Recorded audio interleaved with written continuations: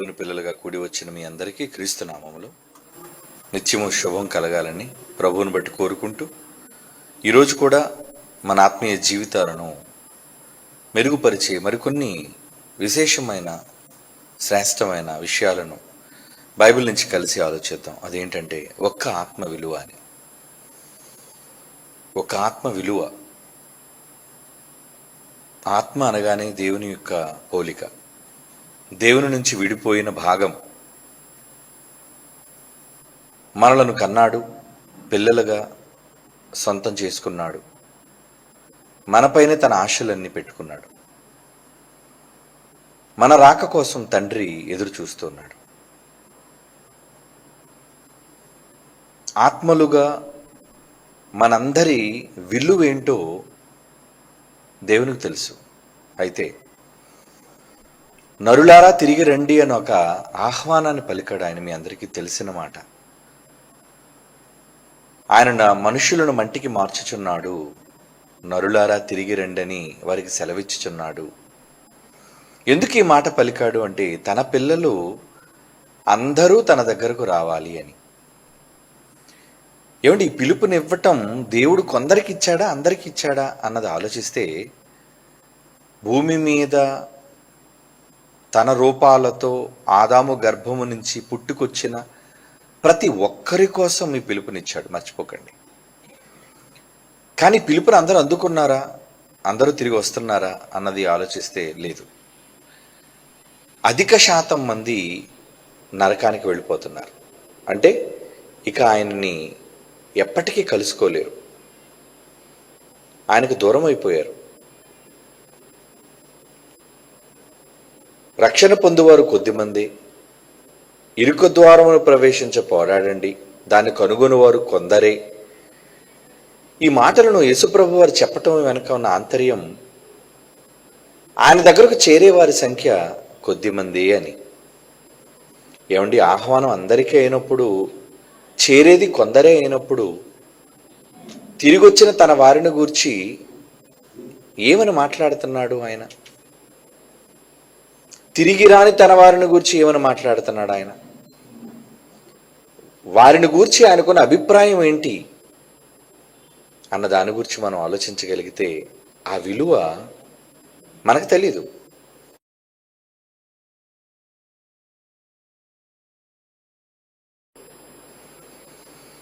పిల్లలకు సరిగ్గా ఒంటి మీద బట్టలు ఉన్నాయా లేవా, వారి ఆరోగ్యం బాగుందా లేదా, వారికి సరైన పోషకాహారం అందుతుందా లేదా, కనీసం వాళ్ళకి వ్యాక్సినేషన్ సమయానికి వాళ్ళకి అందవలసిన ఆరోగ్యమైన మందులు అందుతున్నాయా, వీటిని కూడా పట్టించుకునే తల్లిదండ్రులు ఉన్నారండి. పెళ్లి చేసుకున్నారు, పిల్లలకి అన్నారు, పుట్టారు కదండి భారం మోయక తప్పదు అనే ఒక భారమైన బాధ్యతతో ఏదో పిల్లల పట్ల వాళ్ళు వ్యవహరిస్తూ ఉంటారు. నిజానికి ఎవరైతే తమ పిల్లల పైన ఎక్కువ మమకారం, మక్కువ, ప్రేమ కలిగి ఉంటారో వారు ప్రతి చిన్న విషయంలోనూ పిల్లల గురించి ఆలోచన కలిగి ఉంటారండి. ఎలా అంటారా? వాళ్ళు ఏం తింటున్నారు, వాళ్ళు ఎక్కడ పడుకుంటున్నారు, వాళ్ళకి ఏమైనా అవసరం ఉందా లేదా, వాళ్ళకి ఏ లోటు ఉండకూడదు అని ఆలోచించి అన్ని విషయాలు, నీటి విషయంలో, మరి ఆహారమును అందించటం విషయంలో అన్నిటిలోనూ శ్రద్ధ తీసుకుంటారు. ఇక ప్రతి క్షణం వారిని కనిపెడుతూ ఉంటారండి, ఏ ప్రమాదం బారిన వాళ్ళు పడకుండా ఉండాలని. ప్రియులారా, ఎందుకు తల్లిదండ్రులు అంతగా వాళ్ళ పట్ల బాధ్యత కలిగి ఉన్నారు అంటే కారణం కన్నారు కనుక. కనటం ఒకటే కాదు, వాళ్ళపైన ఎంతో ప్రీతి వాళ్ళకుంది, ఎంతో పవిత్రమైన ప్రేమ వాళ్ళకుంది. కాబట్టి వాళ్ళని విడిచి ఉండలేరు, వాళ్ళకు దూరం కాలేరు, వాళ్ళని అంటిపెట్టుకొని ఉంటారు, వాళ్ళ మంచి చెడులు ఎప్పుడు చూసుకుంటూనే ఉంటారు.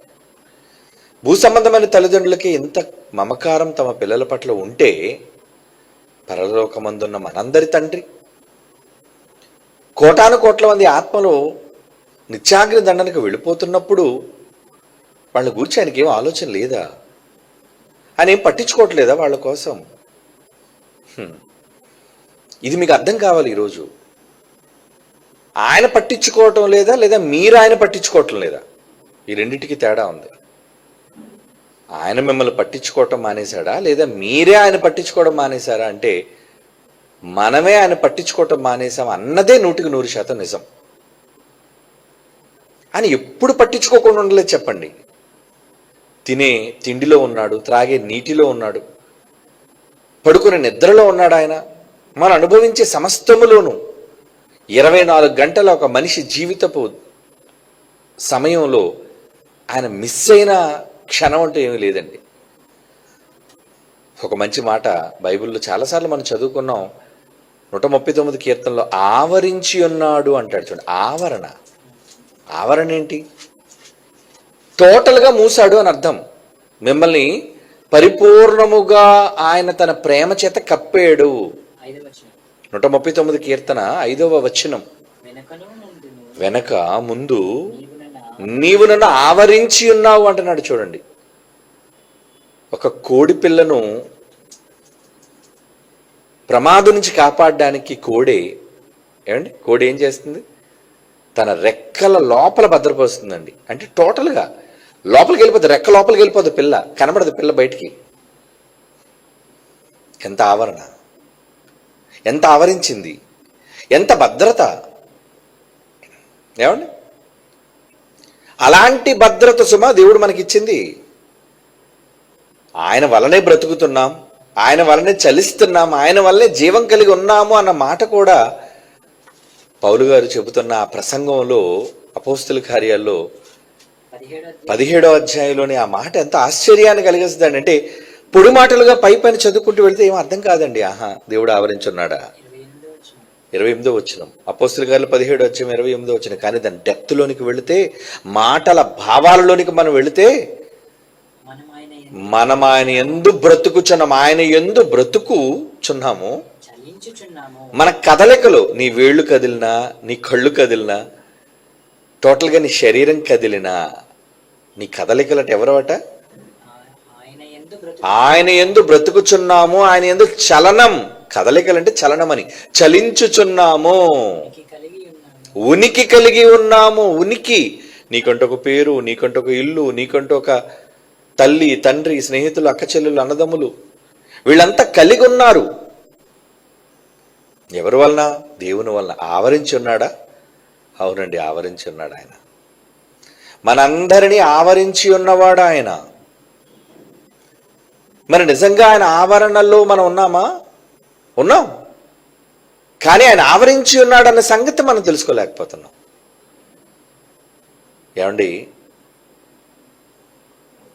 ఒక రాష్ట్రానికి ముఖ్యమంత్రి రాష్ట్రంలో ఉన్న వాళ్ళందరి కోసం ఆలోచించలేకపోవచ్చండి. కోట్ల మంది కోసం ఏం ఆలోచిస్తాడండి? ఇన్ జనరల్గా వీళ్ళకి అందవలసిన పథకాలు, వీళ్ళకి చేయవలసిన ప్రణాళికబద్ధంగా చేయవలసిన పనులు, ప్రాజెక్టులు, వాటి కోసం ఆలోచిస్తాడు. అదే తన ఇంటివారి విషయం అయితే, ఒక ఇంటివారి విషయం అయితే, తను కన్నవారి విషయం అయితే ఎంత శ్రద్ధ వహిస్తాడు చెప్పండి. దేవుడు అలాంటి వాడు సుమా. భూమి మీద ఉన్న ఈరోజు 800 కోట్లకు పైగా విస్తరించిన ప్రతి ఒక్కరి కోసం ఎంతో ఆసక్తి, పట్టుదలతో ఉన్న వ్యక్తి ఆయన. ఆయన గురించి మీరేమనుకుంటున్నారు? ఏముందండి, కోట్ల మందిలో నేను ఒక్కడిని, నా పైన ఆయనకుండే శ్రద్ధ ఏంటి, నేను పట్టించుకోనట్టు అంతటి వాడనా అని అనుకోవచ్చు మీరు. ఒకళ్ళు అలాగ అనుకుంటే, మీ చెడును కూడా ఆయన చూస్తున్నాడు, మీ మంచిని కూడా ఆయన చూస్తున్నాడు అంటే ఏదో మంచి చూస్తేనే పట్టించుకుంటాడు అనేది కాదు. ఎప్పుడు ఆయన మిమ్మల్ని చూస్తున్నాడు కాబట్టి మీరు ఏది చేస్తున్నారో దాన్ని పట్టించుకున్నాడు. అది మంచి అయితే మంచి, చెడు అయితే చెడు. అన్ని విషయాల్లో ఆయన మిమ్మల్ని ఆవరించే ఉన్నాడు. అన్ని విషయాల్లో ఆయన మీ పక్షాన తన దృష్టి మళ్లించకుండా ఉన్నాడు. తన కనుదృష్టి. ఆయన కనిపించని సృష్టమంటూ ఏది లేదన్నాడు. అంతా చూస్తున్నాడు ఆయన, అందరినీ చూస్తున్నాడు ఆయన. ఆకాశము నుంచి అందరినీ చూస్తున్నాడట, అందరినీ. మరి ఎంతమంది పట్ల శ్రద్ధ కలిగి ఉన్నప్పుడు అందులో ఎంతమంది తన దగ్గరకు వస్తున్నారు అంటే మెజారిటీ వెళ్ళిపోతున్నారు. ఎక్కడికి? నరకానికి. విశాల మార్గమును పోవారు అందరూ అంటాడు చూడండి. అందరూ విశాల మార్గమే. 7వ అధ్యాయం మత్తయి సువార్తలో చెప్పే మాట, ఇరుకు ద్వారమును కనుగొనేవాళ్ళు కొందరే, కానీ విశాల మార్గం అందరూ. నాశనమునకు పో మార్గం ఎలా ఉందట? విశాలం, వెడల్పును. ఆ దారి చాలా విశాలముగా ఉన్నది, దాని దారి వారు ప్రవేశించువారు అనేకులు అంటున్నాడు. చూడండి, ఎక్కువ మంది వెళ్ళిపోతున్నారట, దాని ద్వారానే వెళ్ళిపోతున్నారట. మరి వెళ్ళిపోతున్న వాటి కోసం ఆయనకి శ్రద్ధ లేదనుకుంటారా? నువ్వు వెళ్ళిపోతే ఆయన ఏం చేస్తాడు? నువ్వు వెళ్ళిపోతున్నావు, నిన్ను పంపటం లేదు ఆయన. మార్గాన నడవలసింది నువ్వు. ఏమిటి, తండ్రి కనగలడు, నిన్ను పెంచగలడు, నిన్ను పోషించగలడు.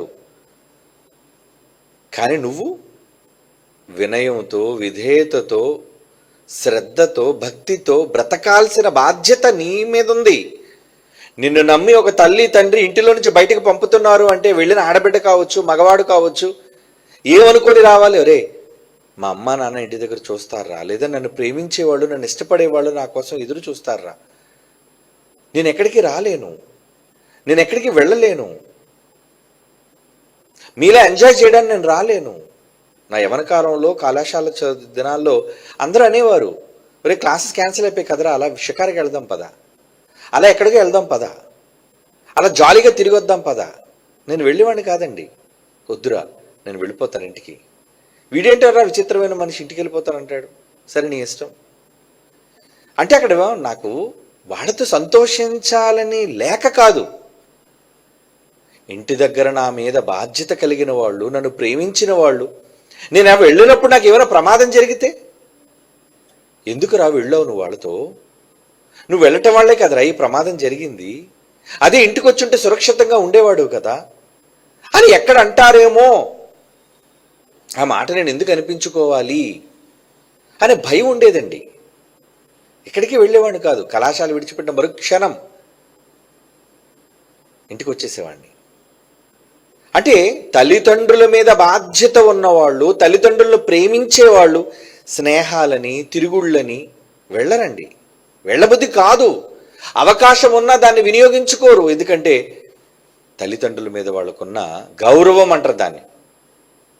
కానీ మెజారిటీ పిల్లలు ఎలా ఉన్నారు? అమ్మా నాన్న చూస్తారా ఏంటి? ఎవరు చూడరు, పద జాలీగా ఎంజాయ్ చేద్దాం.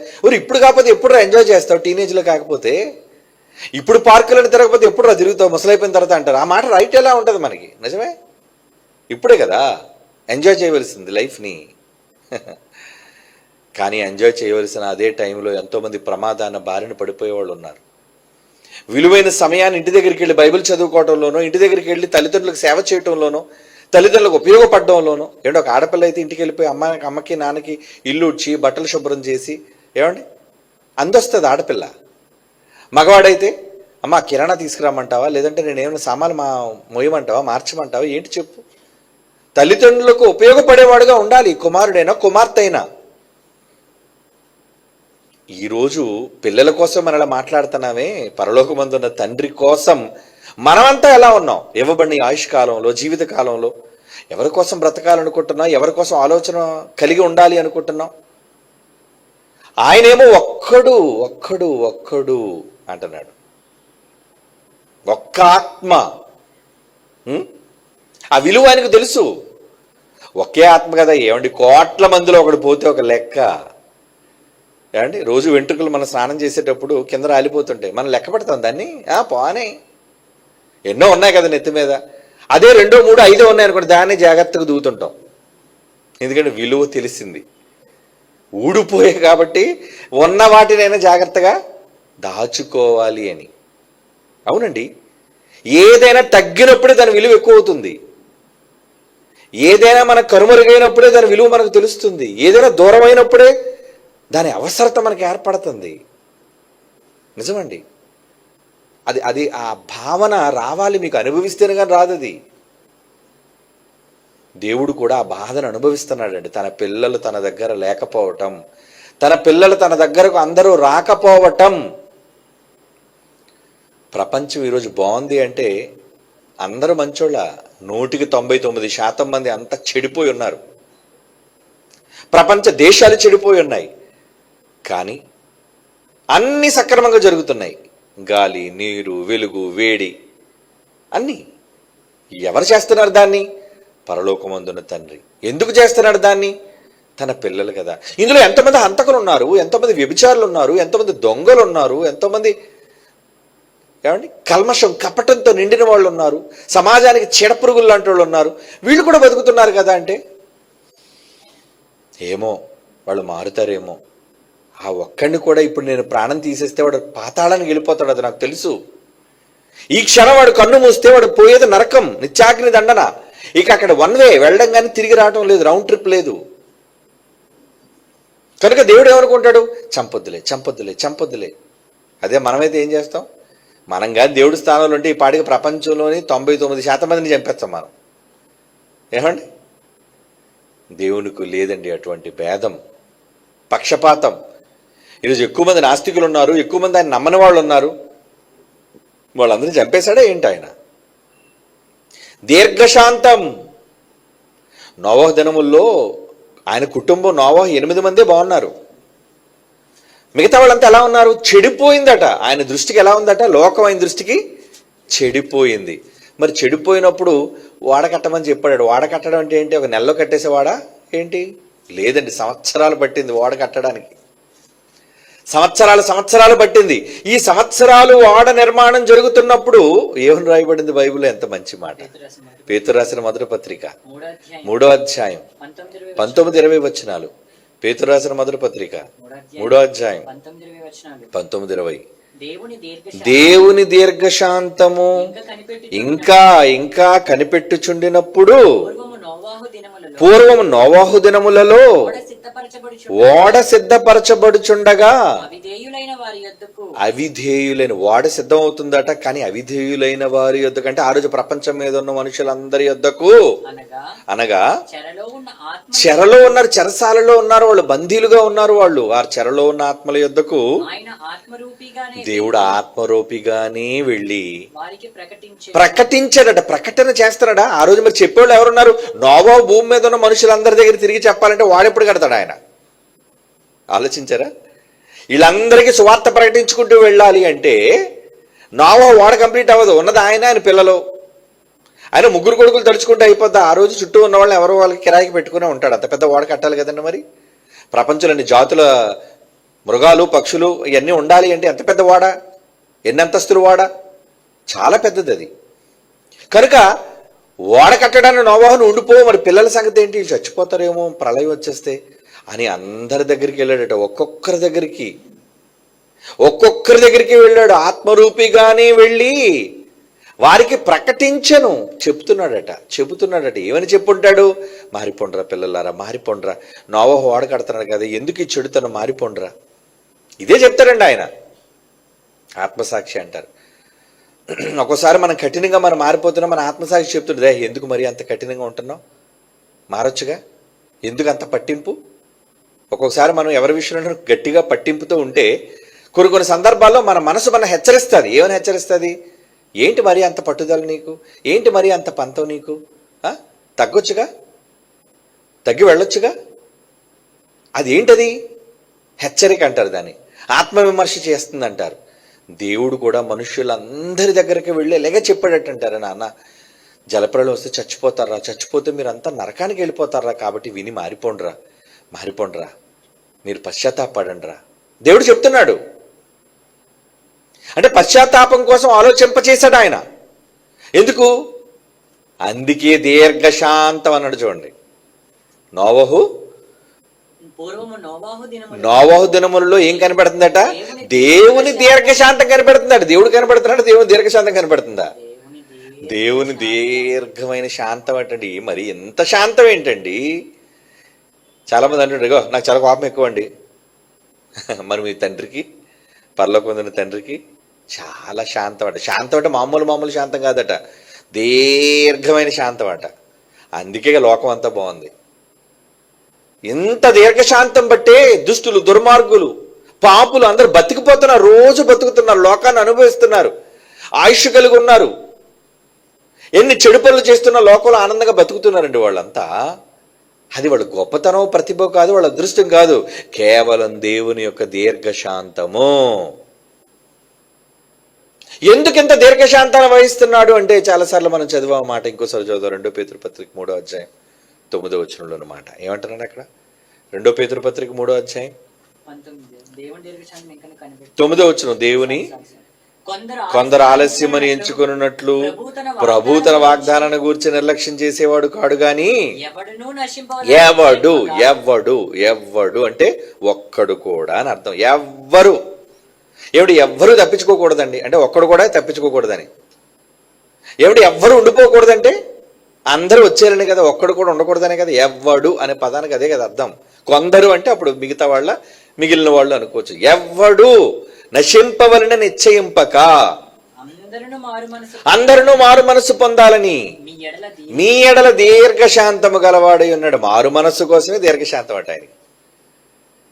మారు మనస్సు కోసమే దీర్ఘశాంతం అంటండి. ఎందుకు అయ్యా నువ్వు ఎంత దీర్ఘశాంతం అంటారే? ఒకసారి కన్ను మూసారంటే ఆత్మ నరకానికి వెళ్ళిపోద్దురా. ఆత్మ నరకానికి వెళ్ళిపోయిందంటే ఇంక తిరిగి రాదు.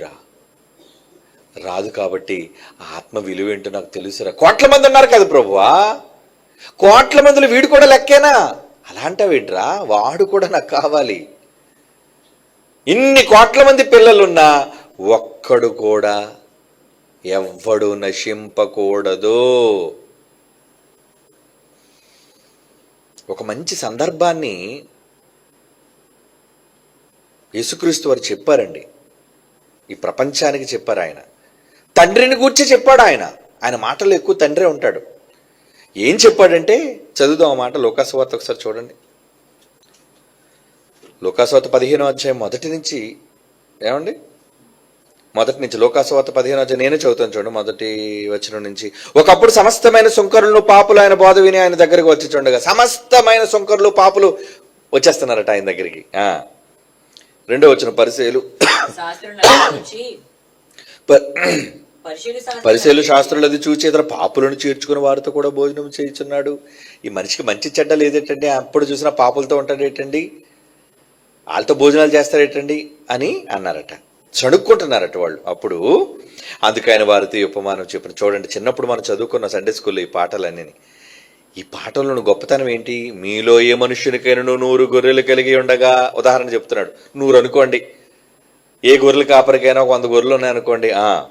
100 గొర్రెలు ఉండగా వాటిలో ఒకటి తప్పిపోయిన ఎడల అతడు 99 అడవిలో విడిచిపెట్టి, ఎక్కడట 99 వచ్చేస్తే దేని మీద దీని మనసు వెళ్ళిపోయింది?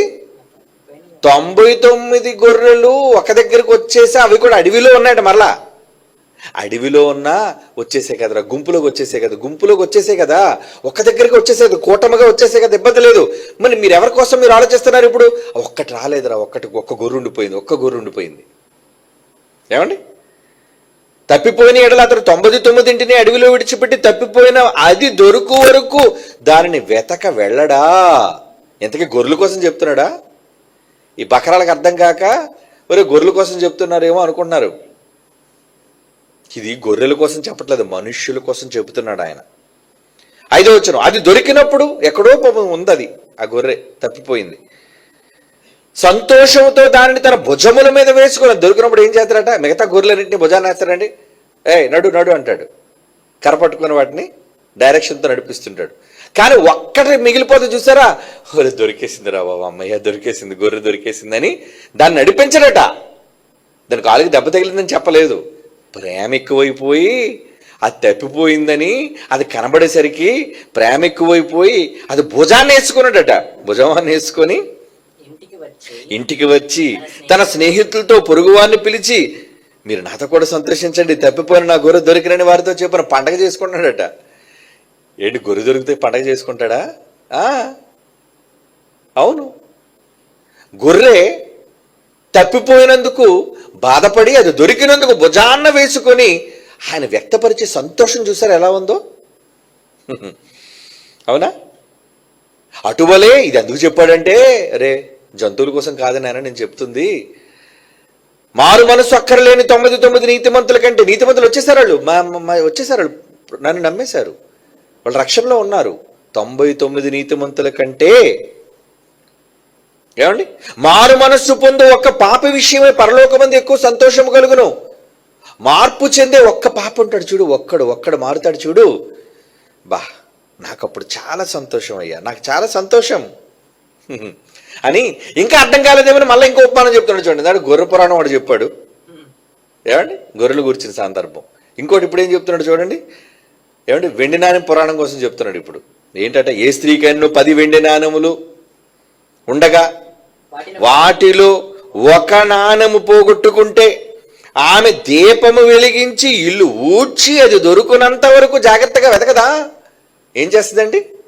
10 వెండి నాణాలు ఉన్నాయనుకోండి, ఓదే పోయింది ఏదో మూలకు పోయి ఉంటుంది, ఒకటి వెండి నాణం 9 ఉన్నాయి కదా, లెక్క పెట్టుకొని సంచిలో వేసేసి పర్లేదులేని హ్యాపీగా ఉండగలదా? ఉండలేదటండి. ఏం చేస్తుందట? దీపం వెలిగించి ఇల్లంతా చీపురు పట్టుకొని మొత్తం అంతా ఊడ్చేసి, ఏమో నేను సందులో ఉండిపోయిందా ఏంటా అని వెతికి వెతికి వెతికి, ఏమంటే జాగ్రత్తగా వెతకదా? అవి దొరికినప్పుడు తన చెలికెత్తలను పొరుగు వారిని పిలిచి, నాతో కూడా సంతోషించండి, నేను పోగొట్టుకున్న నాణెము దొరికిన వారితో చెప్పును కదా. మరలన్నాడు, అటువలనే మారు మనసు పొందు ఒక్క పాపి విషయమై దేవుని దూతల ఎదుట సంతోషం కలిగినని మీతో చెప్పుచున్నాను. అప్పుడప్పుడు ఆడవాళ్ళు బంగారపు చౌకములకి శీల పోతుంటుందండి, వెనకాల చిన్నదే ఉంటుంది శీల, ఎక్కడ పడిపోతుందో తెలియదు తీసినప్పుడు. బంగారం అనుకోండి, మామూలు రోడ్లు కూడా పోతే పోయిందని అనుకుంటారు. బంగారం అనుకోండి, వెంటనే ఏం చేస్తారు, దాన్ని లైట్ వేసి అవసరం వేసిన పెద్ద పెద్ద ప్రొజెక్షన్ లైట్ అయినా తీసుకొచ్చేసి ఎక్కడైనా సరే అది పడిపోయిందేమో, అది దొరికినంత వరకు మనశ్శాంతి ఉండదండి. ఏమండి, ఆడవాళ్ళు ఎప్పుడు కూడా వస్తువులకి అటాచ్ అయ్యి ఉంటారు కదండి. ఆడవాళ్ళు వాళ్ళ ఇంట్లోంచి ఒక స్పూన్ పోయినా సరే ఏదో లోటు, స్పూన్ లేదు పక్కింట్లో ఉంది, స్పూన్ పక్కింట్లో ఉంది, స్పూన్ వచ్చిందా లేదా, స్పూన్ వచ్చిందా లేదా, ఏమండి మూత వచ్చిందా లేదా, గ్లాస్ వచ్చిందా లేదా, పళ్ళు వచ్చిందా లేదా. ఇంకా పెద్దవి శీల అయితే బంగారు శీల చిన్నది, అది దొరికినంత వరకు. నిజంగా రాత్రి దొరకలేదు అనుకోండి, రాత్రి సరిగ్గా నిద్రపడ్డది, శీల ఎటు పడిపోయింది అంటావు, నేను ఎక్కడ తుడుచుకున్నాను, ఎక్కడ చేజారిపోయింది, మరలా ఒకసారి ఆ రోడ్డు అంతా వెతుకుతాం, ఆ తోవంతా వెతుకుతాం, ఆ ఇంట్లోనే ఆ సందు అంతా వెతుకుతాం. నేను స్నానం చేసిన అలాగే కదా వచ్చాను, ఎక్కడికి దూకున్నాను, ఎక్కడ పడిపోయింది, ఎక్కడ పడిపోయిందా. ఎంత ఆలోచన దిక్కుమాల ఒక శీల కోసం. అంతా కలుపుకుంటే 1000 రూపాయలు కూడా ఉండదేమో. ఏమండి, శీల కోసం నీకు ఎంత ఇది, ఒక నాణ్యం, ఒక నాణం 9 నాణాలు ఉన్నాయి కదా, ఒక 1 నాణం పోతే పోయింది ఏమనుకుంటుంది. నో, అది సంపాదించిన కష్టం. ఏంటి మరి శీల కోసం అంత ఇది అయిపోతున్నారు ఏంటంటే, నీకు తెలుసయ్యా నేను ఎంత కష్టపడుతున్నా, 1 రూపాయి రావడానికి ఎంత కష్టపడతానో నీకు తెలుసా? ఏదైనా ఒక వస్తువు కొనాలి అంటే కష్టపడిన వాళ్ళకి తెలుస్తుంది, ఊరకనే దొంగతనం కొట్టుకొచ్చేసినోడికి ఏం తెలుస్తుందండి, విలువ తెలీదు. రూపాయి కష్టపడి సంపాదించిన వాడికి దాని విలువ అర్థమవుతుంది. అందుకు దాన్ని అది తిరిగి పొందినంత వరకు మనశ్శాంతి ఉండదు. నిజమండి, దొరికినంత వరకు మనశ్శాంతి ఉండదు. వస్తువులు పోగొట్టుకుంటే మనకు మనశ్శాంతి నిజంగా ఉండదండి. ఒక వస్తువు పోగొట్టుకుంటే నువ్వు ఇంత మనశ్శాంతి కరువైపోతే, ఏమంటే దేవుడికి ఒక ఆత్మ పోగొట్టుకుంటే ఏంటది? ఆత్మ, కొడుకు. ఒక్క ఆత్మే కదండి, కోటాను కోట్ల మంది ఆత్మలో ఒక్క ఆత్మ పోతే ఏంటి ప్రభు నీకు? రే కన్నా నాకు తెలుస్తుంది రా బాధ ఏంటో. ఆ ఒక్కడి కోసం ఎన్నో క్రియలు రాసుకున్నాను రా, నా పుస్తకాలు చూడు, ఆ పుస్తకం చూడు, ఎంత పెద్ద పుస్తకం రాశాను ఆడి కోసం. ఆడు తప్పిపోతే, వాడి దగ్గర రాకుండా పోతే నేను ఎలా ఉండగలను అనుకుంటున్నావు? ఇప్పుడు చెప్పండి, దేవుడు ఎవరి విషయమే సంతోషం కలిగి ఉన్నాడు? గుడికి వచ్చే 99 మంది విషయమై కంటే గుడికి రాకుండా ఉంటారు చూసారా, దేవుని దగ్గరికి మారకుండా ఉంటారు చూసారా, వాళ్ళ కోసమేనండి. రాకపోయినప్పుడు అండి మనకు తెలుస్తుంది ఆ విలువ. రోజు మన భర్త మనకు కనబడుతున్నాడు, ఏమండి, ఆ రోజు లేస్తున్నాం, ఆయన ముఖం చూస్తున్నాం, సాయంత్రం బయటికి వెళ్ళాం, మళ్ళీ మధ్యాహ్నం వస్తాడు, లేదా రాత్రి వస్తాడు, సాయంత్రం వస్తాడు, మళ్ళీ చూస్తున్నాం, మళ్ళీ రేపు చూస్తాం, ఎల్లుండి చూస్తాం. ఏమండి, కనబడలేదు అనుకోండి, ఎలా అనుకుంటారు మీరు? మీకు ఎలా అనిపిస్తుంది? కనబడకపోతే ఏముందిలేండి, పర్లేదు, వస్తాలండి ఎప్పుడొకప్పుడు అనుకుంటారా? అనుకోగలరు కాస్త ధీమా, ఐదో పని మీద ఎల్లుంటాడు, రేపు వచ్చేస్తారు, లేదంటే ఎల్లుండి వచ్చేస్తాడు. చెప్పి వెళ్తే పర్వాలేదు, 2 రోజులు 3 రోజులు టైం అడుగుతారు. ఏంటి 3 రోజులకు వచ్చేస్తారు కదా, 3 రోజులకు వచ్చేస్తారు కదా. రాలేదనుకోండి, ఎందుకు రాలేదు, ఇంకెందుకు రాలేదు అంటే రోజు చూసేవాళ్ళు మనకు కనబడకపోతే కలిగే బాధ అది అనుభవించే వాళ్ళకి తెలుస్తుంది. రోజు మాట్లాడేవాళ్ళు వాళ్ళతో మాట్లాడకుండా పోతే మాట్లాడనప్పుడు తెలుస్తుంది ఆ బాధ ఏంటో. దేవుడు కూడా రోజు తన దగ్గరకు రావలసిన పిల్లలు రాకపోయినప్పుడు ఆయనకు అర్థమవుతుందండి ఆ బాధ ఏంటో. ఎందుకంటే ఈ విషయాలు ఎందుకు చెప్పానో తెలుసా? ఇవి మీకు అర్థమైతే పరలోకపు తండ్రి ఆవేదన మీకు అర్థమవుతుంది. ఒక్క ఆత్మే కదండి, ఎంతోమంది పోతే పోతే చెప్తామండి, మారితే మారారు లేకపోతే లేదు. ఏమైంది ఇప్పుడు? ఏడు కొంపలు మునిగిపోయి? కొంపలు మునిగిపోవడం ఏంటయ్యా? నీ తండ్రి మునిగిపోతున్నాడు. ఎందులో? దుఃఖంలో. ఇవన్నీ ఎవరి కోసం చెప్తున్నాడు ఆ మాట? చదివారు కదా మాటలని. అటువలే మారు మనస్సు పొందని మనుష్యుల కోసం చెప్తున్నాడు. ఆ వెండి నాణ్యమైనా, ఆ గొర్రెైనా. ఇక కిందకి వెళ్ళేసరికి ఇద్దరు కుమారుల కోసం మళ్ళీ ఇస్తాడు చూడండి కథంతాన. ఏమండి? 12వ వచనంలో 11వ వచనంలో మరి ఆయన ఇట్లన్న ఒక మనుషునికి ఇద్దరు కుమారులు ఉండ్రి. ఇదంతా మీకు తెలిసి స్టోరీ. ఏమండి? ఇంట్లో ఉన్న పెద్దోడి కోసం ఎప్పుడు ఆలోచించలేదు, కానీ చిన్నోడు వెళ్ళిపోయాడు, బయటికి వెళ్ళిపోయాడు, పందుల పొట్టు తిన్నాడు. వాడు పశ్చాత్తాపం వచ్చింది వాడికి. ఏమండి? సారీ,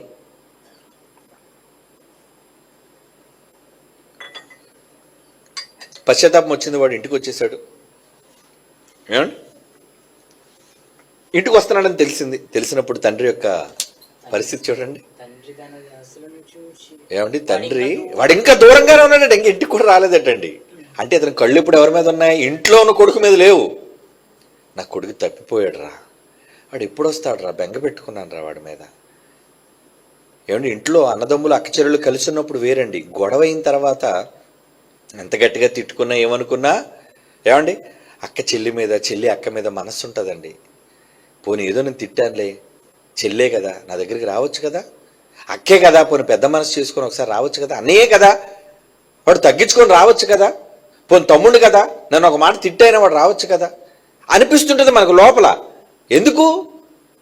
రోజు వాళ్ళతో సంతోషంగా గడిపిన క్షణాలు ఇవన్నీ గుర్తొస్తుంటాయి. అవును కదా, పండగలకి, ఏమండి, కార్యక్రమాలకి మేమంతా కలిసి ఉండేవాళ్ళం. నేను నా భర్తే కనబడుతున్నాం, మరి నా సోదరి లేదు, ఆయన భర్త, ఆమె భర్త లేడు, పిల్లలు లేరు, ఈ కుటుంబాలు కలిసి లేవు. ఈ దిగులు ఎప్పుడు కూడా నిజంగా వెంటాడుతూనే ఉంటుంది మనుషుల్ని. మీ దగ్గర నుంచి ఎవరైనా కోల్పోతే ఇంకా బాధ ఏంటో చెప్పమంటారా? ప్రాణం కంటే ఎక్కువగా ప్రేమించిన వాళ్ళు చచ్చిపోయారు అనుకోండి, ఎలా ఉంటుంది చెప్పండి ఆ ఫీలింగ్? భర్తలు చనిపోయిన ఒక విజయ ప్రమీలని అడగండి, భర్తను పోగొట్టుకుని ఒక దివ్యాన్ని అడగండి, ఏమండి, వాళ్ళని అడగండి, చెప్తారు అనుభూతులు ఏంటో. రోజు ఇంట్లో తిరిగేవారు, రోజు మాట్లాడేవాళ్ళు, కనీసం దూరమైనా ఫోన్లో మాట్లాడేవారే, కనీసం దూరమైనా ఉన్నాడు అనుకోవడానికి కనీసం ఫోన్ కూడా చేయడానికి మనిషి లేడే, ఆయనకి రాడే. నేను ఈ ఒంటరి జీవితాన్ని ఎలా గడపాలి? ఇక ఆయన ఉండలే, తిరిగి రాడు కదా, మళ్ళా నేను ఆయన రూపాన్ని చూడలేను కదా, మళ్ళా నేను ఆయన పట్టుకోలేనుగా. మనకు అన్ని కళ్ళ ముందు ఉన్నాయి కాబట్టి మనకు అటువంటి ఫీలింగ్స్ ఏమి ఉండవులండి. కోల్పోయిన వాళ్ళకి తెలుస్తుంది ఆ బాధ ఏంటో, పోగొట్టుకున్న వాళ్ళకి తెలుస్తుందండి ఆ బాధ ఏంటో. ఒకరోజు మా అక్కింట్లోకి వెళ్ళాను నేను, అక్క అని పిలిచాను, సరే వచ్చింది, ఏదో చెప్పాను, మొత్తానికి ఏదో ఏడుస్తున్నట్టు ఉందిలో అని కళ్ళు తుడుచుకొని బయటకు వచ్చేసింది. ఏమంటే బయటకు వచ్చేసింది. తర్వాత ఏదో పనుండి నేను లోపలికి వెళ్ళాను. లోపలికి వెళ్ళేసరికి టీవీలో, ఏమండి, ఆ టీవీ మీద ఈ 2 కళ్ళు ఉన్న స్థానం దగ్గర అలా నీరు ఉందండి. నీరు నాకు అర్థమైపోయింది. ఏంటి, జాన్సన్ గారి ప్రసంగం వేసి ఆ ప్రసంగం అవుతుంటే అలాగే ఆయన ముఖం దగ్గర ముఖం పెట్టి కన్నీళ్లు పెట్టుకుంది. ఆ కన్నీళ్లు కారిపోయి నేను వచ్చానని గబాలను వచ్చేసిందేమో, కానీ ఆ కన్నీళ్లు ఆ టీవీ స్క్రీన్ మీద అలాగ ఉన్నాయి, చెరపలేదు కంగారులో. ఏమండి, ఇది నేను ఎందుకు చెబుతున్నాను అంటే, ఒక మనిషిని కోల్పోయినప్పుడు అనుభవించే బాధ అది కోల్పోయిన వాడికి అర్థమవుతుందండి. ఈ బాధ మీకు అర్థం అవ్వాలంటే మీరు ఎవరో ఒకరు కోల్పోవాలి. వద్దులేండి, మీరు కోల్పోవాలని నేను కోరుకోవట్లేదు. మీరు కోల్పోకుండానే దేవుడు ఒక్క ఆత్మ కూడా కోల్పోకుండా ఆలోచించండి, ఆయన కోసం ఆలోచించండి. అంటే మీరు మీ సొంత వాళ్ళని పోగొట్టుకుంటే మీరు ఎంత దుఃఖిస్తారో తిరిగి రాని వాళ్ళ కోసం. అవునా? బతుకున్నారంటే పర్లేదంటే హ్యాపీ, ఏదో కోపంతో ఒక మాట అన్నా మరలా వెళ్ళొచ్చు, ప్రేమగా ఏదో క్షమాపణ కోరుకోవచ్చు, ఏదో మరలా కలిసిపోవచ్చు. క్షమాపణ చెప్పడానికి మనిషి లేనప్పుడు ఏమండి, మనం కోరుకున్న వాళ్ళు మన కళ్ళెదుటే లేకుండా పోయినప్పుడు ఏం చేయగలం? దేవుడు మనసు అదేనండి. దీర్ఘశాంతం ఇంకా కనిపెడుతున్నప్పుడు నోవా ధర్మంలో వాడ సిద్ధపరచబడుతున్నప్పుడు ఈయనకేంటి పని? ఆత్మరూపుగా వెళ్ళిపోయాడట, వెళ్ళిపోయి అందరితో చెప్తున్నట్టు మారండి ఆయన, మారండి ఆయన. అంటే ఈయన ప్రసంగికుడా? అవును, ఎందుకు చెప్పాలి? ప్రతి ఆత్మ విలువ ఆయనకు తెలుసు. పిల్లలు కాబట్టి, కన్నాడు కాబట్టి, వాళ్ళ మీద మమకారం ఉంది కాబట్టి, ప్రేమ ఆశలు పెంచుకున్నాడు కాబట్టి వాళ్ళ మీద. అవునండి, నిజం. మరి దేవుని యొక్క ఎడబాటు, ఎవరైనా వ్యక్తి ఎడబాటు ఎలా ఉంటుందో అనేది మీకు అర్థం చేసుకుంటే ఇంకా మీకు ఎవరు ఎడబాటు కాకపోవచ్చు. కాకపోతే అహో, దేవుని ఎడబాటు ఇలా ఉందా, ఎంత దిగులుతో ఆయన ఉన్నాడా, ఇంతగా ఆయన బాధ అనుభవిస్తున్నాడా అని అనుకోవాలి మీరు. చదువుదాం ఇప్పుడు ఒక మాట. మత్తయి సువార్త 18:14 చూడండి. మత్తయి సువార్త 18:14. అలాగుని ఈ చిన్నవారిలో ఒక్కడైనను ఒక్క మాట, ఒక్క అండర్లైన్ చేసుకోండి, ఒక్కడైనను నశించుట పరలోకమందున్న మీ తండ్రి చిత్తము కాదు అంటున్నాడు. చూడండి, అర్థమైందా మీ తండ్రి మనసు? ఎవరండి చెప్తారు దేవుడు అనగానే రండి ప్రార్థన చేస్తాను, రోగాలు పోతాయి, రండి ప్రార్థన చేస్తాను, కోరికలు తీరిపోతాయి? ఛే, ఎప్పుడు చూడండి దేవుడి దగ్గర పనికిరాని మాటలు చెప్పడమే. ఇది కావాలి తండ్రి, అది కావాలి తండ్రి, ఇది లేదు నాయన, అది లేదు నాయన. ఎంతసేపు నీ గోడంతా ఆయన దగ్గర పెట్టుకుంటావు, నీ అవసరతలన్నీ కావాలని ఆయన దగ్గర మోకాళ్ళేసి కన్నీటితో ప్రార్థన చేస్తేవే కానీ నాన్న నీకేం కావాలి నాన్న, నీ సంతోషం ఎందులో ఉందయ్యా, నీ దుఃఖం ఎప్పుడయ్యా తొలగిపోతుంది అంటే చెప్పాడు ఆయన ఇవన్నీ. ఈ చిన్నవారిలో ఒకడైనా నశించుట, ఎవడైనా నాశనానికి వెళ్ళిపోతున్నాడు అంటే ఏమండి, నాకు ఇష్టం లేదురా, నాకు ఇష్టం లేదురా, వాడు నరకానికి వెళ్ళిపోవడం నాకు ఇష్టం లేదురా. దుర్మార్గుడు నశించుట వలన అతనికి ఏమాత్రము సంతోషము లేదు కానీ హెచ్కేల్ గ్రంథంలో అంటాడండి. చదవండి ఎక్కడో 33:11. 33:11 చదవండి. ఎస్, 33:11. కాగా వారితో ఇట్లా నా పిల్లలతో చెప్పు. ఏమండి, తండ్రి తన పిల్లలతో ఎలా చెప్పుకుంటున్నాడు చూడండి. నా జీవము తోడు. జీవము తోడు అంటే అరే నా ఒట్టురా, నా మీద ఒట్టురా. ఒట్టి మీరు ఎప్పుడేస్తారు చెప్పండి? ఎదుట వ్యక్తిని నమ్మించడానికే కదా ఒట్టు. ప్రమాణం ఎప్పుడు చేస్తారు మీరు? ఒరే మదర్ ప్రామిస్ రా, ఒరే ఫాదర్ ప్రామిస్ రా, ఒరే గాడ్ ప్రామిస్ రా, నమ్మవా నువ్వు నన్ను?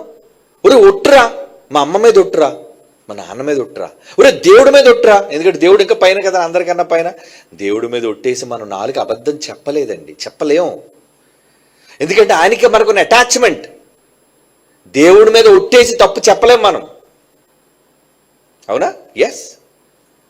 ఇప్పుడు దేవుడు ఎవరి మీద ఒట్టేయాలి మనం నమ్మించడానికి? ఆయనకంటే గొప్పడు ఎవడన్నా ఉన్నాడు ఒట్టేయడానికి? లేడండి. ఎంత జాలి అనిపిస్తుందండి ఈ మాట చూసి. ఒరే నాన్న ఒట్టురా, నా మీద ఒట్టేసి చెప్తున్నాను. ఏంటి దేవుడు ఏంటి అంత పెద్ద ఆయన మీద ఒట్టేసుకొని చెప్పడం ఏంటండి? ఎవరిని నమ్మించడానికి ఒట్లు? చాలా మంది అడుగుతారు ఒట్లు ఎందుకు మీకు అని. దేవుడు మనుషులు నమ్మించడానికి ఒట్టేసుకుంటాడు. ఆయన ఒట్టేస్తూ నమ్ముతావు కదా నాయన, అరే నాన్న ఒట్టేస్తూ నమ్ముతావు కదా, నమ్ముతానండి, నా మీద ఒట్టురా, నా మీద ఒట్టు. ఏంటి ఆయన మీద ఒట్టు ఏం వేసుకుంటాడట? నా జీవము తోడు దుర్మార్గుడు మరణము నొందుడి చేత నరకానికి వెళ్ళిపోవటం వలన నాకు సంతోషము లేదయ్యా. దుర్మార్గుడు తన దుర్మార్గత నుండి మరలి బ్రతుకుట వలన నాకు సంతోషము కలుగును. కాబట్టి ఇశ్రాయేలులారా, ఒక్కసారి మీ మనసు తిప్పుకోండర్రా, మనసు తిప్పుకొనుడి. మీ దుర్మార్గత నుండి మరలి మనసు తిప్పుకొనుడి. మీరెందుకు చచ్చిపోతున్నారు? మరణమగుదురు. ఇది ప్రభువుకి యెహోవా వాక్కు. ఏంటండి ఎంత దయానీయంగా ఉందేంటి మన తండ్రి. ఏమండి, మిమ్మల్ని నమ్మించిన జయశాలి గారు వచ్చి ఒట్టు నా మీద ఒట్టేసుకుంటానంటే అసలు ఆ సీక్వెన్స్ అయినా మీరు చూడడానికి ఇష్టపడతారా? వద్దండి. ఆయన తండ్రి, ఆయన మన మీద ఒట్టేయడం ఏంటండి? ఆయన మీద ఒట్టేసుకొని చెప్పడం ఏంటి? మీరు చెప్పండి డాడీ అంతే. ఒట్టేయడం ఎందుకు డాడీ? నేను నమ్ముతాను. ఒక మనిషి మీద నమ్మకం మనకు ఉన్నప్పుడు, దేవుడే ఒట్టేసుకుంటున్నాడు అన్నప్పుడు ఆ ఒట్టు యొక్క విలువ ఏంటో తెలుసా? ఒక్క ఆత్మ కూడా నశించకూడదు. ఆ ఒక్క ఆత్మ విలువ ఏంటో నాకు తెలుసురా. ఈ చిన్నవారిలో, అదే మత్తయి సువార్త 18:14 మనం చదువుకున్న మాట ఇక్కడికి వచ్చాం. ఈ చిన్నవారిలో ఒకడైనను నశించుట పరలోకమందున్న మీ తండ్రి చిత్తము కాదు. ఇది తండ్రి మనసు అయితే యేసుప్రభు మనసు చూడండి ఎలాగుంది. యోహాను సువార్త 18వ అధ్యాయం 9వ వచనం.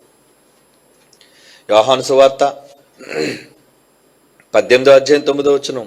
దేవుడితో అంటున్నాడు, నాడి నువ్వు నాకు అనుగ్రహించిన వారిలో ఒకనినైనను నేను పోగొట్టుకొనలేదు అని ఆయన చెప్పిన మాట నెరవేరునట్లు ఎలాగో చెప్పాను. అబ్బా, నువ్వెంతమందిని అయితే నాకు ఇచ్చావో వాళ్ళందరూ ఇదిగో ఇదిగో ఇదిగో ఇదిగో.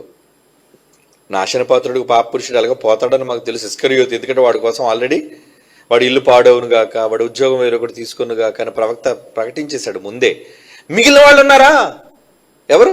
అపోస్తలులు. వాళ్ళలో ఒక్కరిని కూడా నేను పోగొట్టుకోలేదు నాయన. ఏం దేవుడికి లెక్క అప్పు చెప్పుకోలేనా? అవును, 11 కదండి. ఇన్ని వేల మందిలో, ఇన్ని లక్షల మందిలో 11 మంది ఒక లెక్క అని మీరు అనొచ్చునో? 11 మంది కూడా లెక్క, ఒక్కడు కూడా లెక్క.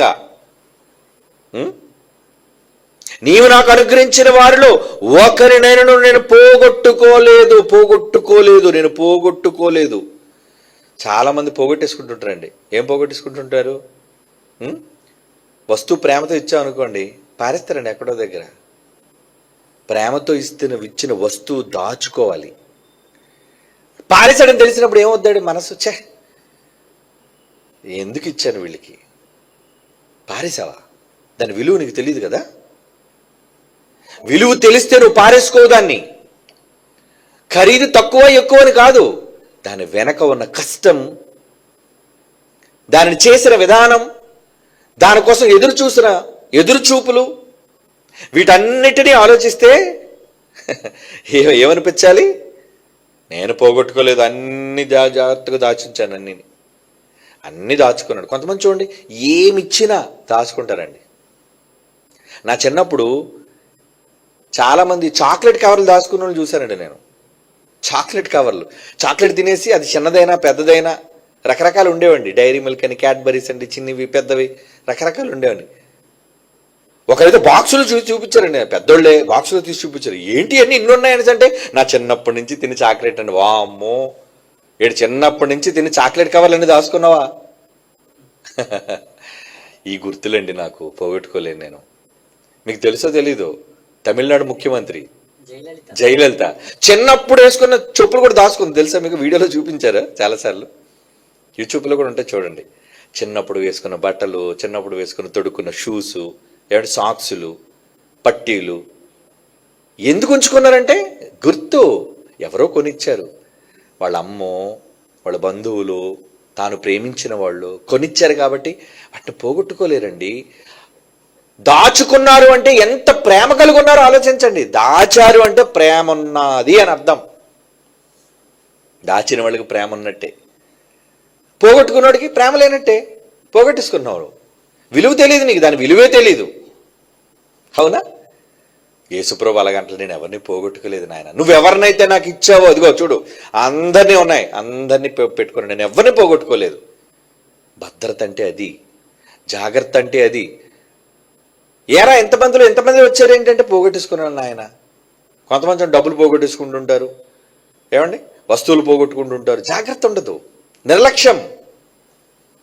అలాంటి వాళ్ళుగా మీరు ఉండకూడదు. పరలోకపు తండ్రి మనస్సు మీరు కలిగి ఉంటే ఎవరిని, నిజంగా మంచి పాట రాశారండి, పోగొట్టుకోకు ఎవరిని అని. ఏం పాట రాశారండి, హ్యాట్స్ ఆఫ్ అండి. నిజంగా ఏం ప్రసంగం చెప్పారండి జాన్సన్ గారు. ఈరోజు ఊరకని చిన్న కారణాల చేత సంఘాలు, కళాశాలలు, వ్యక్తులు దూరం అయిపోతున్నారు, చిన్న కారణాల చేత. కానీ దేవుడేమన్నాడు? పోగొట్టుకోకయ్యా ఎవరిని. నువ్వు పోగొట్టుకున్న తర్వాత వాళ్ళు కనబడకుండా పోతే ఆ వ్యధ, ఆ బాధ తర్వాత నువ్వు అనుభవించే స్థాయికి వచ్చినప్పుడు తెలుస్తుంది.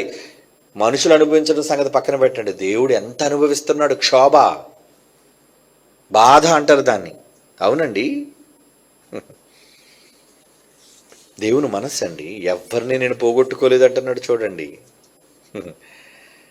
అందుకు పౌలు గారు ఎలాంటి, ఆయన సువార్తలో, ఆయన సేవలో ఎలాంటి విధానాన్ని అవలంబిస్తున్నారో చూడండి. ఆయన కొరింథీయులకు రాసిన మొదటి పత్రిక 10వ అధ్యాయం 33వ వచనం. కొరింథీయులకు రాసిన మొదటి పత్రిక 10వ అధ్యాయం 33వ వచనం అండి. ఇలాగ నేను స్వప్రయోజనమును కోరక స్వప్రయోజనాన్ని కోరుకోకుండా అనేకులు రక్షింపబడవలనని వారి ప్రయోజనమును కోరుచు. ఏమండి?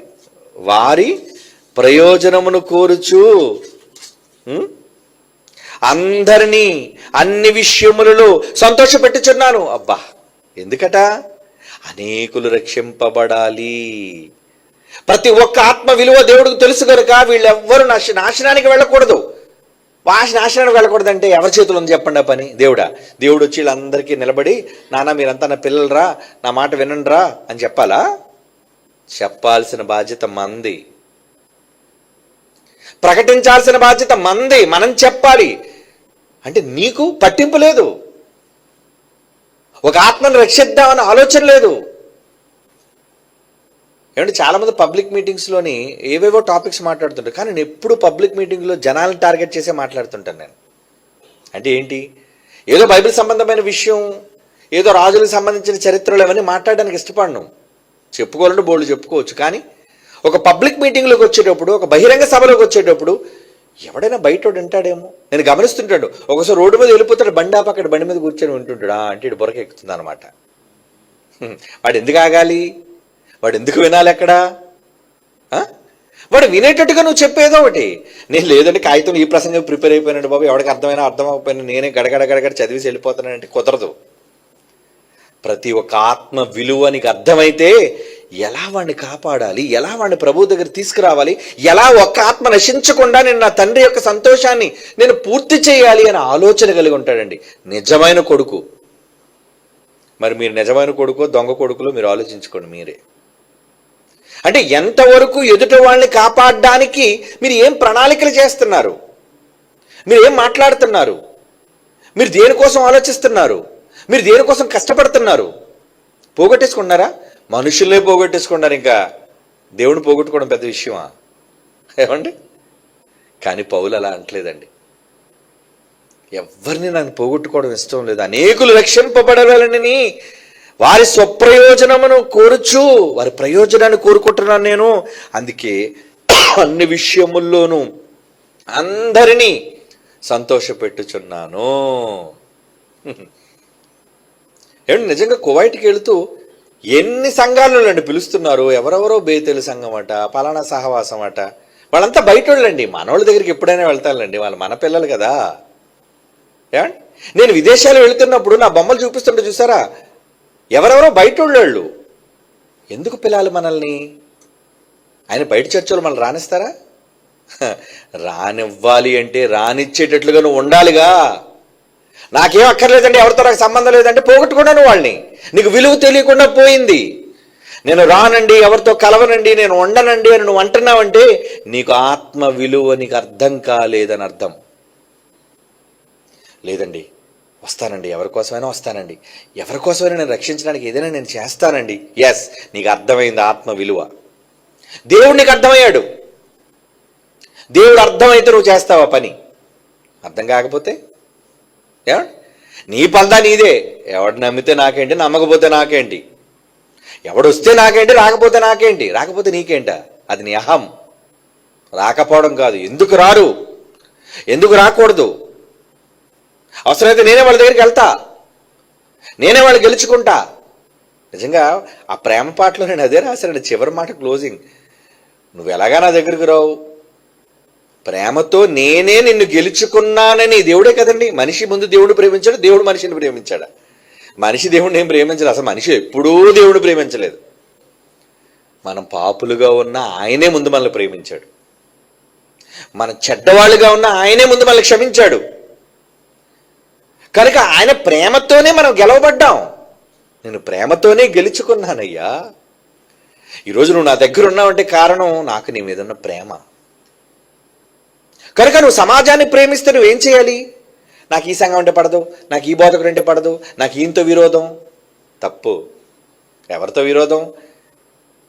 అంటే చాలామంది ఇతర సంఘాల దగ్గరికి వెళ్తున్నప్పుడు పాపం తట్టుకోలేకపోతున్నారండి ఈ మధ్య.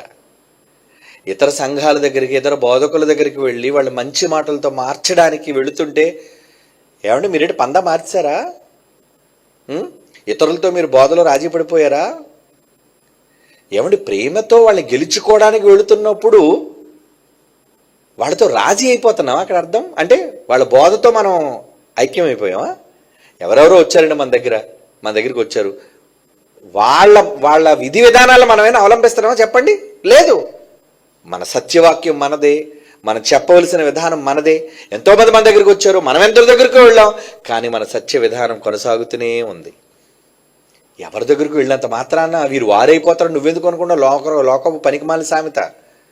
ఆ రోజులుంటే వాళ్ళు వీలైపోతారట. ఎందుకు అయిపోవాలి? నువ్వు మంచివాడైతే తాగుబోతుడితో తిరిగిరా, మందు ఇచ్చిన నేను తాగను రా అంటాడు. నీ చుట్టూ ఉన్న స్నేహితులు తిరిగిపోతులైనా రా అంటే నేను తిరగను రా అంటాడు. నువ్వు మంచోడు అవ్వాలి, ఆ నిర్ణయం నీదై ఉండాలి. అలాంటిది దేవుడి విషయంలోకి ఆలోచిస్తే ఆయన ప్రతి మనిషి కోసం ఎంత శ్రద్ధ కలిగి ఉన్నాడు, ఎంత దీర్ఘశాంతాన్ని వహిస్తున్నాడు. ఒకరు కూడా కోల్పోకూడదని అనుకుంటున్నప్పుడు ఒక నాణ్యంతో పోల్చాడు, ఒక గొర్రెతో చెప్పాడు, వరే ఈ చెప్తే మీకు ఎగ్జాంపుల్స్ అర్థమవుతాయని చెప్తున్నాను ఆయన.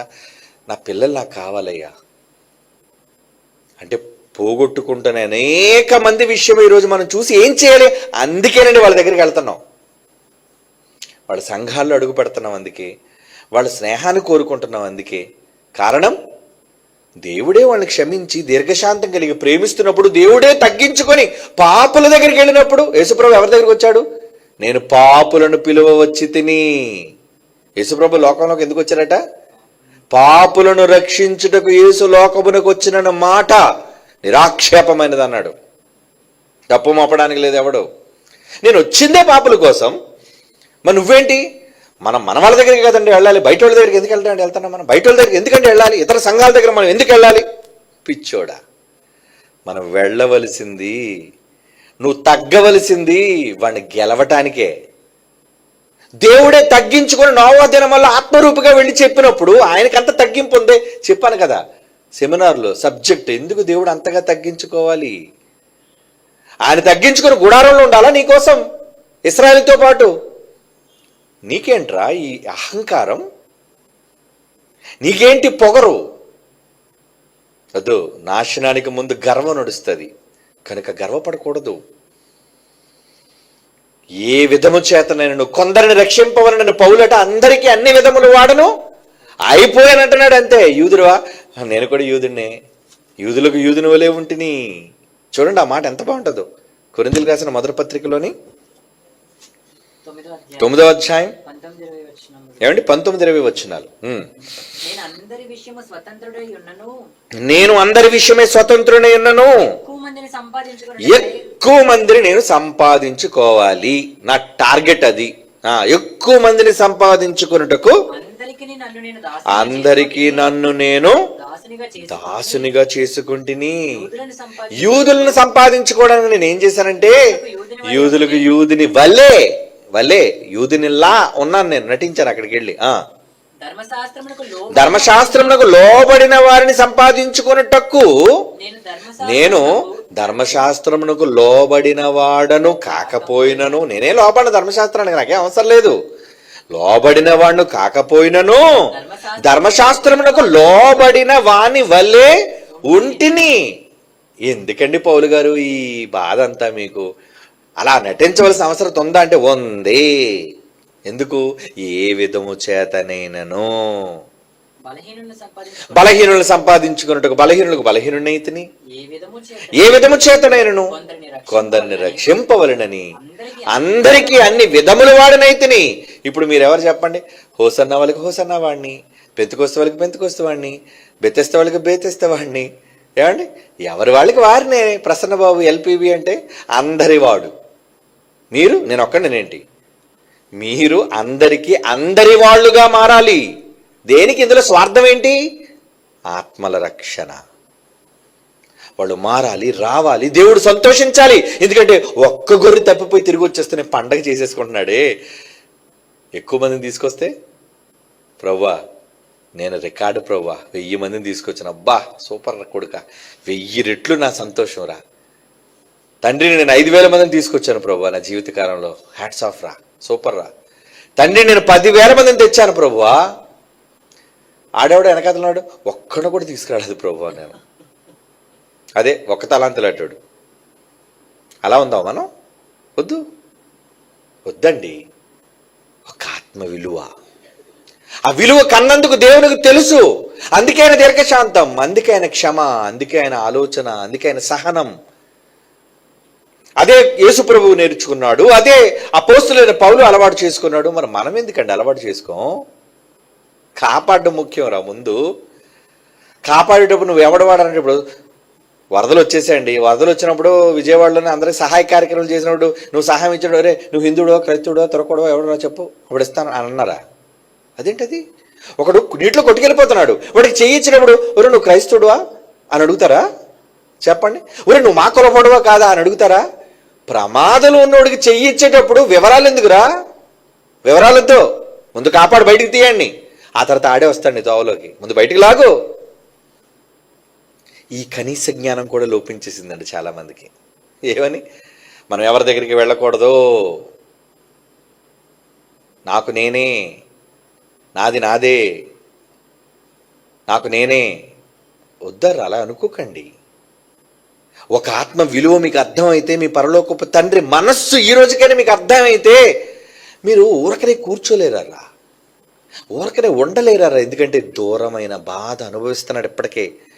ఆదా మొదలుకొని ఎంతమంది నిత్యాగ్ని దండనకు వెళ్ళిపోయారో వాళ్ళందరి క్షోభ దేవుడు ప్రతి క్షణం తినేస్తుంది, తెలుసా మీకు? వాళ్ళు దొరకలేనందుకు బాధ ఆయనకి. రాలేదు రాలేదు రాలేదు రాలేదు రాలేదు. కనీసం ఇప్పుడు బతుకున్న వాళ్ళు ఇంకా లోకంలో ఉన్నారు, వీళ్ళు వస్తారా రారా, వస్తారా రారా, వస్తారా రారా. మీకు దేమే శ్రద్ధ ఉందో చెప్పండి. వీటి కోసం ఈ రోజున ఆలోచిస్తున్నారా మీరు? అపోస్తుల కార్యములు 17:30 అపోస్తుల కార్యాలు 17:30 ఆ ఆజ్ఞాన కాలంలో దేవుడు చూచి చూడనట్టుగా ఉన్నాడేమో గాని ఇప్పుడైతే అంతటా అందరూ మారు మనస్సు పొందవలనని మనుష్యులకు ఆజ్ఞాపూర్వకంగా చెప్తున్నాడట. కమాండ్మెంట్, ఆజ్ఞాపిస్తున్నాను నేను. ఏంటి ఆజ్ఞ? ఏంటి ఆజ్ఞ? మనుషులందరూ ఏమవాలట? మారు మనస్సు పొందాలి. మనుషులందరూ మారాలి, ఒక్కరు నశించకూడదు. ఒక ఆత్మ విలువ నాకు తెలుసు. వాడు జారిపోతే అనుభవించే వేదన నాకు తెలుసయ్యా. ఆడు కోల్పోయినప్పటి నుంచి, ఆడు నరకానికి పోయినప్పటి నుంచి, నా దగ్గరికి తిరిగి రాడని తెలిసినప్పటి నుంచి ఆ బాధ నేను అనుభవిస్తున్నానయ్యా. ఇది దేవుని కన్న తండ్రి మనస్సులోని బాధ అయితే, ఈ బాధ ఈ రాత్రి మీకు అర్థమైతే, మీరు మిగిలిన జీవితకాలంలోనైనా సరే ఆయన సంతోషాన్ని పూర్తి చేయడానికి బ్రతకండి. ఒక ఆత్మ వాల్యూ ఏంటో మీకు తెలిస్తే ఒక రూపాయి కూడా పోగొట్టుకోరండి. డబ్బు విలువ తెలిసినాడు ఒక రూపాయి కింద పడిపోయినా వెంట తీస్తాడు దాన్ని. డబ్బులు ఎక్కువైపోయినాడు.